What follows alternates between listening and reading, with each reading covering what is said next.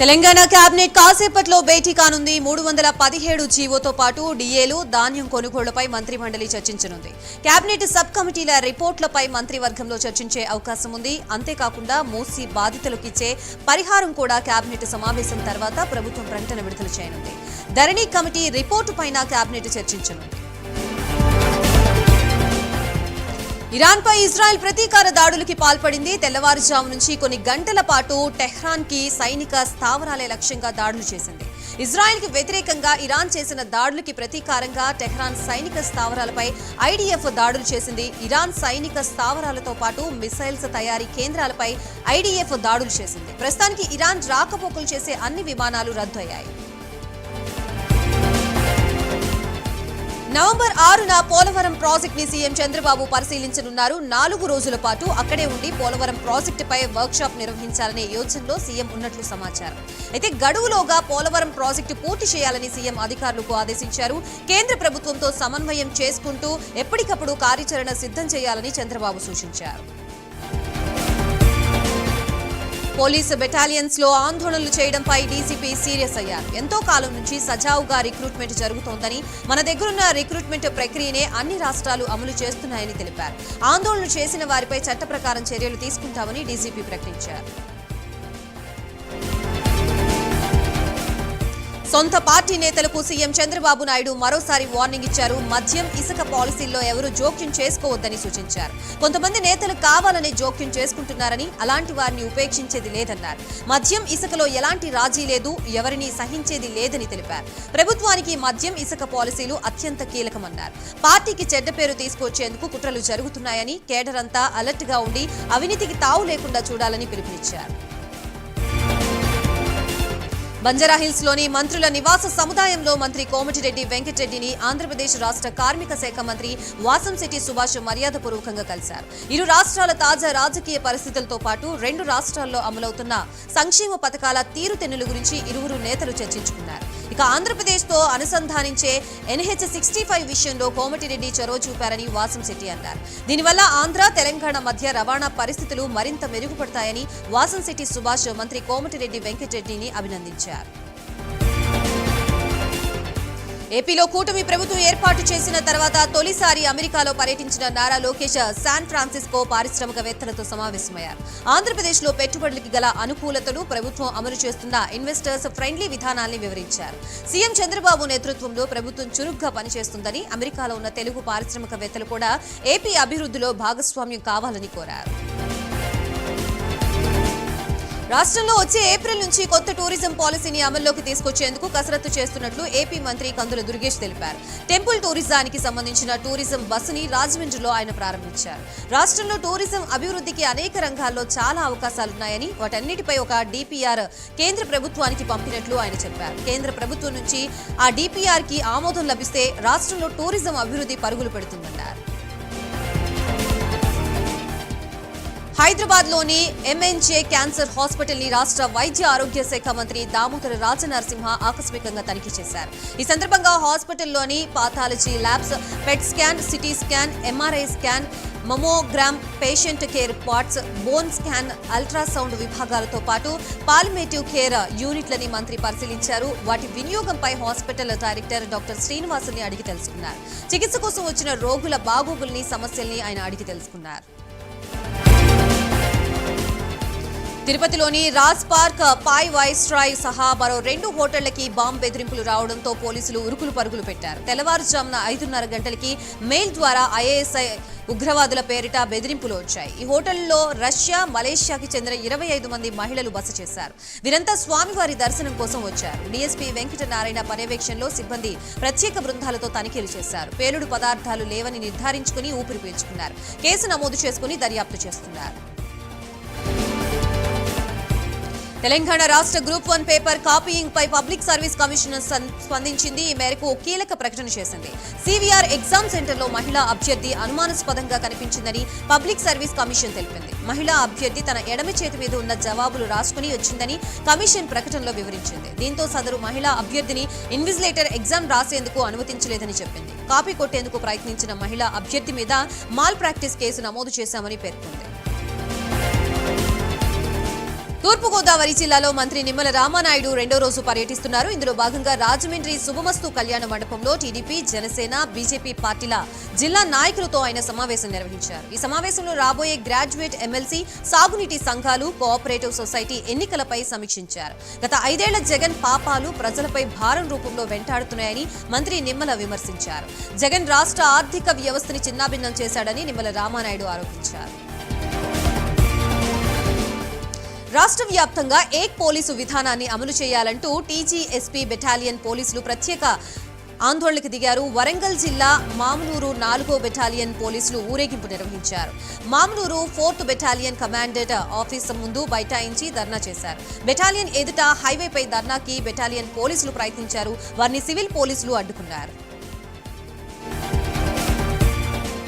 తూర్పుగోదావరి జిల్లా రాజమండ్రిలో కూటమి నేతలు కీలక సమావేశం నిర్వహించారు. మంత్రులు నిమ్మల రామానాయుడు, కందుల దుర్గేష్ ఆధ్వర్యంలో కూటమి నేతలు భేటీ అయ్యారు. ఈ సమావేశానికి ఎమ్మెల్యేలు నల్లమిల్లి ఆదిరెడ్డి శ్రీనివాస్, బత్తుల బలరామకృష్ణ తదితరులు హాజరయ్యారు. 34 నియోజకవర్గాల పరిధిలో పట్టభద్రుల ఎమ్మెల్సీ ఎన్నికల్లో గెలిపే లక్ష్యంగా క్యాడర్కి నేతలు దిశానిర్దేశం చేశారు. నారాయణపేట జిల్లాలోని మద్దూరికి ముఖ్యమంత్రి రేవంత్ రెడ్డి వెళ్లారు. ఇటీవలే మృతి చెందిన కాంగ్రెస్ పార్టీ సీనియర్ నాయకుడు సతీష్ కుమార్ దశదిన కర్మ కార్యక్రమంలో సీఎం రేవంత్ రెడ్డి పాల్గొని సతీష్ కుమార్ చిత్రపటానికి పూలమాలలు వేసి నివాళులర్పించారు. అనంతరం మృతుడి కుటుంబ సభ్యుల్ని సీఎం పరామర్శించారు. చంద్రబాబు స్క్రిప్ట్ నే ఏపీసీసీ అధ్యక్షురాలు షర్మిల చదువుతోందని మాజీ మంత్రి పెద్దిరెడ్డి రామచంద్రారెడ్డి అన్నారు. ఎన్నికల ముందు నుంచి ఇదే పద్ధతి ఆమె అవలంబిస్తున్నారని అభిప్రాయపడ్డారు. రాజకీయంగా దెబ్బతీయడంతో పాటు జగన్ బెయిల్ రద్దు చేయాలనే కుట్ర చేశారని రాష్ట్ర ప్రజలకి స్పష్టంగా అర్థమైందన్నారు. కాంగ్రెస్ ని పార్టీ బలోపేతం చేయడం కన్నా జగన్ ని టార్గెట్ చేయడమే లక్ష్యంగా షర్మిల పనిచేస్తున్నారని ఆరోపించారు. జనగామ జిల్లా పాలకుర్తి పోలీస్ స్టేషన్లో ఇటీవలే పెట్రోల్ పోసుకుని మృతి చెందిన లకావత శ్రీను కుటుంబ సభ్యుల్ని మాజీ మంత్రులు ఎర్రబెల్లి సత్యవతి, మాజీ ఎమ్మెల్యే తాటికొండ రాజయ్య, ఎమ్మెల్సీ మధుసూదనాచారి పరామర్శించారు. అనంతరం శ్రీను చిత్రపటానికి నివాళులర్పించి కుటుంబ సభ్యులకి భరోసా కల్పించారు. న్యాయం జరిగే వరకు బీఆర్ఎస్ అండగా ఉంటుందని హామీ ఇచ్చారు. శ్రీను మృతికి కారణమైన సీఐ, ఎస్ఐలని వెంటనే సస్పెండ్ చేయాలని శ్రీను కుటుంబ సభ్యులతో కలిసి పాలకుర్తి రాజీవ్ చౌరస్తాలో ధర్నా చేశారు. తెలంగాణ బెటాలియన్ పోలీసుల్లో అసంతృప్తి, అసహనం, ఆందోళన పెళ్లుబూకుతోంది. నిన్నటి దాకా బెటాలియన్లో పనిచేసే పోలీసు సిబ్బంది భార్యలు రోడ్డెక్కారు. ఇవాళ నల్గొండ రూరల్ ఎస్ఐ సైదాబాబుని సస్పెండ్ చేయాలంటూ బెటాలియన్ కానిస్టేబుల్స్ బహిరంగంగా ఊరేగింపు నిర్వహించడం సంచలనంగా మారింది. శాంతియుతంగా నిరసన తెలుపుతున్న తమ కుటుంబ సభ్యుల్ని నల్గొండ రూరల్ ఎస్ఐ సైదాబాబు అసభ్యకరంగా నోటికొచ్చినట్లు మాట్లాడుతున్నారని బెటాలియన్ కానిస్టేబుల్స్ తీవ్ర అభ్యంతరం వ్యక్తం చేస్తున్నారు. తక్షణమే సైదాబాబుని సస్పెండ్ చేయాలని, లేని పక్షంలో ఉద్యమాన్ని ఉధృతం చేస్తామని కానిస్టేబుళ్లు ముక్తకంఠంతో హెచ్చరించారు. పశ్చిమ గోదావరి జిల్లా భీమవరం డిపో నుంచి అమలాపురానికి అదనంగా నూతన బస్సుని డిపో మేనేజర్ సత్యనారాయణమూర్తి ఆధ్వర్యంలో జనసేన ఎమ్మెల్యే పులపర్తి రామాంజనేయులు జెండా ఊపి ప్రారంభించారు. రానున్న రోజుల్లో మరిన్ని నూతన బస్సులు ఇచ్చి ఆర్టీసీ డిపోని అభివృద్ధిలోకి నడిపిస్తామని అన్నారు. ప్రతి 20 నిమిషాలకి భీమవరం నుంచి అమలాపురానికి బస్సును ఏర్పాటు చేశామని, ఈ అవకాశాన్ని ప్రజలు సద్వినియోగం చేసుకోవాలని కోరారు. అన్నమయ్య జిల్లా నందులూరులోని నాగిరెడ్డిపల్లి పంచాయతీలో రాజస్థాన్కి చెందిన ఓ వ్యక్తి చాకుతో హల్చల్ చేశాడు. రైల్వే పోలీసులు హస్తాపురం రైల్వే స్టేషన్ నుంచి నందలూరు రాజస్థాన్కు చెందిన వ్యక్తిని తీసుకువచ్చారు. అయితే పోలీసుల నుంచి రాజస్థాన్కి చెందిన వ్యక్తి తప్పించుకుని ముత్తు మారమ్మ గర్భగుడిలోకి వెళ్లి చాకుతో బెదిరింపులకి పాల్పడ్డాడు. సమాచారం అందుకున్న పోలీసులు సంఘటనా స్థలానికి చేరుకుని ఆ వ్యక్తిని పట్టుకుని రైల్వే పోలీసులకు అప్పగించారు. కొత్త డీసీపీ పొంగులేటికి అభినందనలు అంటూ కేటీఆర్ ట్వీట్ చేశారు. గత బీఆర్ఎస్ ప్రభుత్వంలోని కీలక నేతలు జైలుకు వెళ్లేందుకు సిద్ధంగా ఉండాలని రాష్ట్ర రెవెన్యూ శాఖ మంత్రి పొంగులేటి శ్రీనివాస్ రెడ్డి వ్యాఖ్యానించారు. ఆయన వ్యాఖ్యలకి స్పందిస్తూ కొత్త డీసీపీ పొంగులేటికి అభినందనలు అంటూ కేటీఆర్ కౌంటర్ ఇచ్చారు. పోలీస్ అమరవీరుల దినోత్సవాన్ని స్మరించుకుంటూ ప్రకాశం జిల్లా కొండపి మండల కేంద్రంలోని సామాజిక ఆరోగ్య కేంద్రంలో ఇండియన్ రెడ్ క్రాస్ వారి సహకారంతో పోలీసుల శాఖ ఆధ్వర్యంలో రక్తదాన శిబిరం ఏర్పాటు చేశారు. ఈ రక్తదాన శిబిరాన్ని రాష్ట్ర సాంఘిక సంక్షేమ శాఖ మంత్రి డోలా బాల వీరాంజనేయ స్వామి ప్రారంభించారు. రక్తదానం ప్రాణదానంతో సమానమని మంత్రి వీరాంజనేయ స్వామి అన్నారు.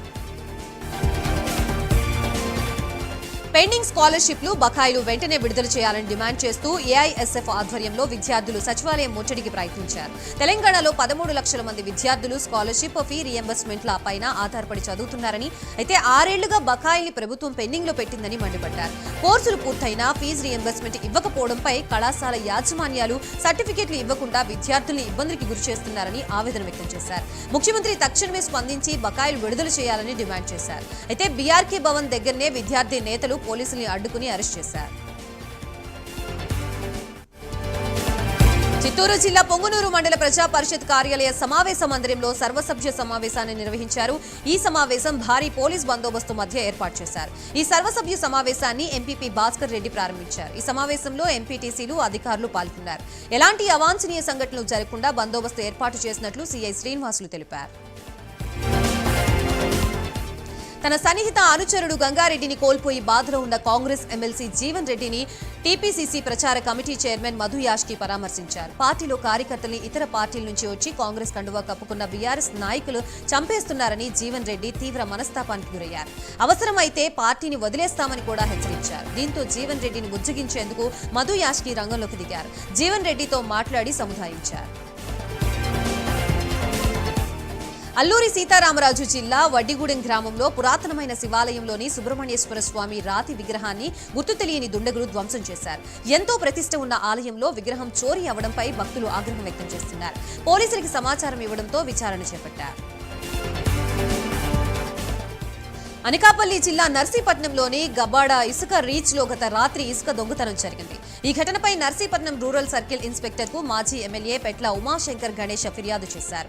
ఈ ఇసుక దొంగతనం స్పీకర్ చింతకాయల అయ్యన్న పాత్రుడికి తెలియకుండా జరిగే ప్రసక్తే లేదని ఆయన ఆరోపించారు.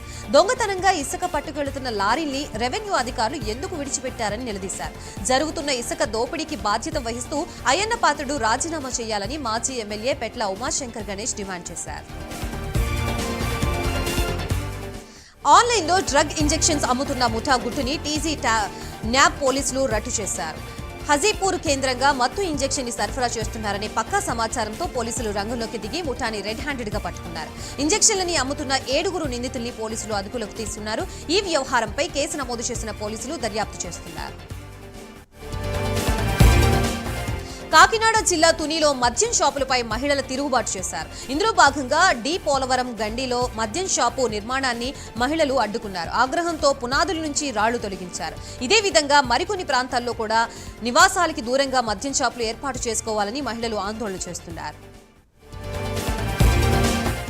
తిరుపతిలో జాతీయ హిందూ ధార్మిక సదస్సు జరిగింది. ఈ సందర్భంగా ఆధ్యాత్మిక రాజధాని తిరుపతిలో మద్యం, మాంసం నిషేధించాలని తీర్మానం చేశారు. తిరుమలకి ద్వారమైన తిరుపతి నగరాన్ని ప్రక్షాళన చేయాల్సిన సమయం వచ్చిందని స్వామీజీలు అభిప్రాయపడ్డారు. తిరుమలలో జరుగుతున్న అపచారాలకి అడ్డుకట్ట వేయాలంటే తిరుపతిని ప్రక్షాళన చేయడమే మార్గమని అన్నారు. ఇందుకోసం హిందూ సమాజం అంతా ఏకం కావాలని పిలుపునిచ్చిన స్వామీజీలు రాష్ట్రంలోని కూటమి ప్రభుత్వం అందుకు నడుం కట్టాల్సిన అవసరం ఉందన్నారు. ఖమ్మం జిల్లా సత్తుపల్లిలో ఆయిల్ దొంగలు రెచ్చిపోతున్నారు. పట్టణంలో రాత్రులు రోడ్లపై నిలిపిన వాహనాల్లో కేటుగాడులు డీజిల్ మాయం చేస్తున్నారు. గత అర్ధరాత్రి సత్తుపల్లి జేవీఆర్ కాలేజ్ గ్రౌండ్ సమీపంలో హైవే పక్కన 3 లారీల్ని ఆపి డ్రైవర్లు నిద్రపోయారు. ఇదే అదునుగా భావించిన దొంగలు లారీల్లో ఉన్న డీజిల్ ని దొంగిలించారు. సుమారు 900 లీటర్ల డీజిల్ ని దొంగిలించారని బాధిత డ్రైవర్లు వాపోతున్నారు. చంద్రగిరిలోని గాదంకి టోల్ ప్లాజా వద్ద ఉన్న తాటి బెల్లం కాఫీ దుకాణంలో మందుబాబులు హల్చల్ చేశారు. అర్ధరాత్రి కాఫీ దుకాణంలో 4 మందుబాబులు కాఫీ తాగారు. అయితే మందుబాబుల్ని చెల్లించని బిల్లు అడిగినందుకు సిబ్బందిపై కర్రలు, రాళ్లతో దాడి చేశారు. ఈ దాడిలో 3 పరిస్థితి విషమంగా ఉంది. నిందితులు పాకాలకు చెందిన పాంట్రా దిలీప్ నాయుడు, మనోజ్, గౌతమ్, దినేష్ గా పోలీసులు గుర్తించారు. ఈ ఘటనపై కేసు నమోదు చేసి దర్యాప్తు చేస్తున్నారు. ఏక్ స్టేట్ ఏక్ పోలీసు నినాదాలతో కొత్తగూడెంలో బెటాలియన్ పోలీసుల భార్యలు, పిల్లలు భారీ ర్యాలీ నిర్వహించారు. పోలీసుల భార్యలు తమ చిన్న పిల్లల్ని ఎత్తుకుని భారీ ర్యాలీలో పాల్గొన్నారు. కొత్తగూడెం పాలకేంద్రం నుండి రైల్వే స్టేషన్ వరకు ప్లకార్డులతో ర్యాలీగా వెళ్లారు. తమ భర్తలతో ఉద్యోగం కాకుండా కూలి పని, వంట పనులు చేయిస్తున్నారని ఆవేదన వ్యక్తం చేశారు. సివిల్ పోలీసులతో ఎలాగైతే 8 గంటల ఉద్యోగం చేయిస్తున్నారో బెటాలియన్ పోలీసులతో కూడా అలాగే పని చేయించాలని వారు కోరుతున్నారు. తమ పిల్లల్ని తండ్రి చూసుకునే అవకాశం కూడా లేకుండా పోయిందని వారు ఆవేదన వ్యక్తం చేశారు. ఈ క్రమంలో సివిల్ పోలీసులకి, భార్యలకి మద్దతుగా వచ్చిన బెటాలియన్ పోలీసుల మధ్య స్వల్ప ఘర్షణ చోటు చేసుకుంది. ఉమ్మడి శ్రీకాకుళం జిల్లా మడవలసలో గ్రామస్తులు ఆందోళనకు దిగారు. పాఠశాల వద్ద వైన్ షాప్ ఉండటంతో విద్యార్థులు ఇబ్బందులు పడుతున్నారని స్థానికులు తెలిపారు. అంతేకాకుండా గ్రామానికి ఉన్న ఒక్క బోర్ కూడా వైన్ షాప్ ఆనుకుని ఉండటంతో ఇబ్బందులు పడుతున్నామని వాపోయారు. వెంటనే వైన్ షాప్ తొలగించాలని డిమాండ్ చేశారు. మహబూబ్ నగర్ లో బోగస్ పట్టాలు స్టాంపులు తయారు చేసి భూదందాకి పాల్పడిన కేసులో నిందితుడు మాజీ మంత్రి శ్రీనివాస్ గౌడ్ తమ్ముడు శ్రీకాంత్ గౌడ్ ని పోలీసులు అచ్చంపేట కోర్టుకు తరలించారు. కోర్టు 14 రోజుల రిమాండ్ విధించడంతో శ్రీకాంత్ గౌడ్ ని పోలీసులు మహబూబ్ నగర్ జైలుకు తరలించారు. కొద్ది రోజులుగా పరారీలో ఉన్న శ్రీకాంత్ గౌడ్ నిన్న పోలీస్ స్టేషన్ లో లొంగిపోగా స్టేట్మెంట్ రికార్డ్ చేసినట్లు డీఎస్పీ వెంకటేశ్వర్లు తెలిపారు. 523 సర్వే నెంబర్లో ఇంకా ఎవరైనా దొంగ పట్టాల ద్వారా మోసపోతే సాక్ష్యాధారాలతో పోలీస్ స్టేషన్ లో ఫిర్యాదు చేయవచ్చని డీఎస్పీ వెంకటేశ్వర్లు సూచించారు. కొమరం భీం ఆసిఫాబాద్ జిల్లా సలుగుపల్లి గ్రామ సమీపంలో అటవీ ప్రాంతాల్లో పేకాట స్థావరంపై task force CI Rana Pratap ఆధ్వర్యంలో పోలీసులు దాడులు చేశారు. పేకాట ఆడుతున్న వారిలో ఇద్దరిని పట్టుకుని ప్రశ్నించారు. మొత్తం 16 మంది కలిసి ఆడినట్లుగా నిందితులు తెలిపారు. నిందితుల వద్ద నుంచి పోలీసులు 5,200 రూపాయల నగదు 2 బైకుల్ని స్వాధీనం చేసుకున్నారు. నిందితుల్ని బెజూరు పోలీస్ స్టేషన్లో అప్పగించినట్లు సీఐ రాణా ప్రతాప్ తెలిపారు. ములుగు మండలం జంగాలపల్లి గ్రామ సమీపంలో అక్రమంగా ప్రభుత్వ భూమిలో వేసిన 150 గుడిసెల్ని రెవెన్యూ అధికారులు తొలగించారు.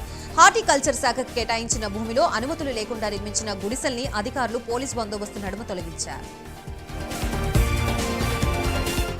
హైదరాబాద్ ఎస్ఆర్ నగర్ లో ఫుట్పాత్ల మీద ఉన్న బండ్లని అధికారులు తొలగించారు. ట్రాఫిక్ ఇబ్బంది కలుగుతుందని బండ్లు తొలగించాలని చాలాసార్లు పోలీసులు ఆదేశించారు. ఎంతకీ షాపు యజమానులు పట్టించుకోకపోవడంతో ట్రాఫిక్ ఎస్ఐ నాగరాజు తన సిబ్బందితో కలిసి వాటిని తొలగించారు. ములుగు జిల్లా వెంకటాపురం మండలంలో గంజాయి ముఠా అరెస్టు చేశామని సీఐ బండారి కుమార్ తెలిపారు. గ్రామ శివార్లో గంజాయి విక్రయిస్తున్నారనే సమాచారంతో దాడులు చేశారు. అనుమానాస్పదంగా తిరుగుతున్న 5గురిని వెంబడించి అదుపులోకి తీసుకున్నారు. వారి వద్ద నుంచి 5 కేజీల గంజాయిని స్వాధీనం చేసుకున్నామన్నారు. గంజాయి విక్రయిస్తున్న వారిపై కేసు నమోదు చేసి రిమాండ్కు తరలించామన్నారు. పల్నాడు జిల్లా నరసరావుపేటలో శిశువుల విక్రయం కలకలం రేపుతోంది. 3 మహిళలు శిశువుల్ని విక్రయిస్తున్నట్లు ఉన్నత అధికారులకి ఆకాశరామన్న పేరుతో లేఖ అందింది. 4 బిడ్డల్లో ఒక బిడ్డని విజయవాడకు చెందిన ఆటో డ్రైవర్ కి తల్లి విక్రయించిందని ఆ లేఖలో పేర్కొన్నారు. శిశువుల్ని విక్రయించినందుకు తల్లికి ₹1,00,000, ఆమెకు సహకరించిన ఆయాకి ₹20,000 ఇచ్చినట్లు లేఖలో వివరించారు. దీనిపై స్పందించిన మహిళా పోలీస్ స్టేషన్ పోలీసులు అనుమానిత మహిళల్ని పిలిపించి విచారించారు. దీనిపై కేసు నమోదు చేసి దర్యాప్తు చేస్తున్నారు.